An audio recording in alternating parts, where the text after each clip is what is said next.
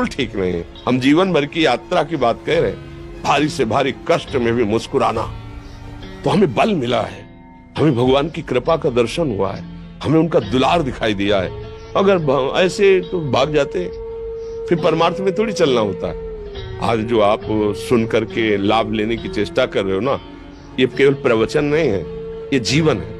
अगर ये जिए ना होते ना तो ये इसका प्रभाव नहीं पड़ता, फिर वाणी का प्रभाव नहीं पड़ता। हम इसीलिए कहते हैं, जैसे आप लोग एकदम परेशान हो जाते हैं, तो बोलो क्या हमसे ज्यादा परेशानी होगी?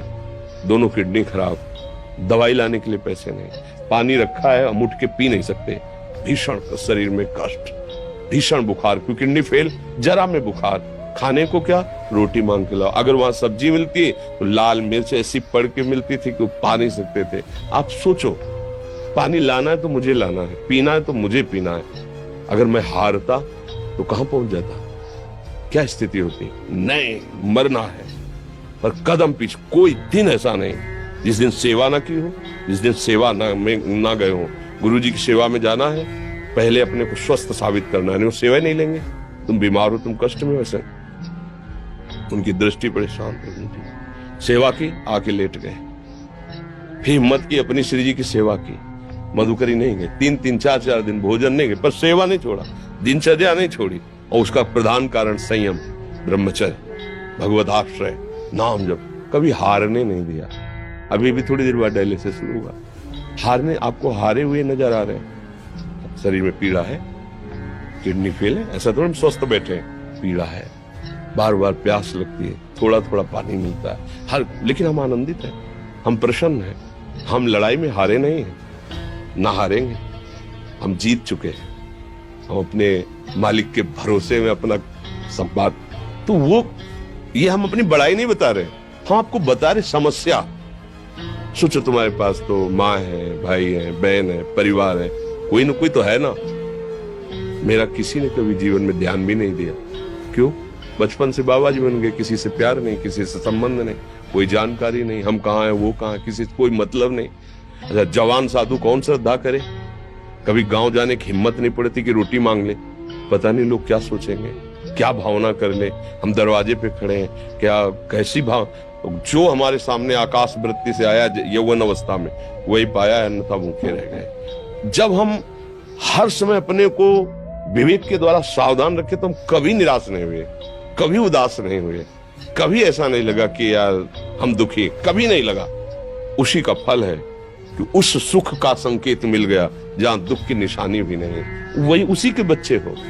हम सब उसी धातु से बने हुए हैं। हम इतना क्यों परेशान हो जाते हैं? हम ये देखते हैं अपने लोग, थोड़ी बात बिगड़ गई परेशान, नहीं बिगड़ी तो बिगड़ जाने की संभावना में परेशान है। आज सुख है लेकिन कल सुख छिन जाएगा, तो हम आज के सुख में सुखी ना होकर कल के दुख की आने की संभावना में हम भयभीत हो। तब क्या हमारी सोच रह गई? हमको इतना बलवान बनना है कि सुख और दुख दोनों हमको छू न सके। भारी से भारी सुख की व्यवस्था है तो अहंकार नहीं, हर्षित होकर किसी का अपमान न करे कि हम धनी, हम पदाधिकारी, अमुक। भारी से भारी दुख आया तो हमें किसी के सहयोग की जरूरत नहीं, हम फिर अपने कदम बढ़ाएंगे, हम फिर जुड़ी हुई अपनी भावनाओं को सजाएंगे। मस्त जीवन एकदम। तुम अविनाशी के बच्चे हो। शेर का बच्चा भेड़ों के बीच में फंसकर म्यों म्यों बोल रहा है, बस अगर दहाड़ना सीख जाए तो कोई भी उसे परास्त नहीं कर सकता। ऐसे भगवद अंश, तू प्रपंच में फंसकर अपने को इतना दीन क्यों देख रहा है? तू ऐसा है कि भगवान के दिव्यास्त्र में भी ताकत नहीं तेरे को मार सके।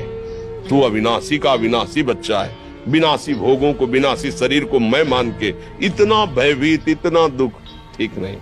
ये सबके लिए, केवल एक के लिए नहीं। आप समझो, आप लोग सोचते हैं हम गृहस्थ होकर भला ऐसी स्थिति कैसे?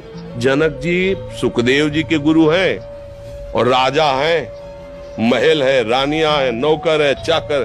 क्या सुखदेव जी जिनके शरीर में लंगोटी भी नहीं है, दिगंबर, परमहंस, परमहंस के गुरु है जनक जी जो राजा हैं। समझो आप ऐसा ना सोचे कि हम नौकरी कर रहे हैं, हम संसार में, हम गृहस्थ हैं, हम आध्यात्मिक की ऊंचाई पर नहीं चढ़ सकते। नहीं, आप एक सरकारी नौकरी या आप किसानी या व्यापार करते हुए आप एक अध्यात्म की ऊंचाई में चढ़ सकते हैं, और अध्यात्म ही है जो तुम्हें इस माया के दुख सुख से ऊपर उठा सकता है। दूसरा, चाहे जितनी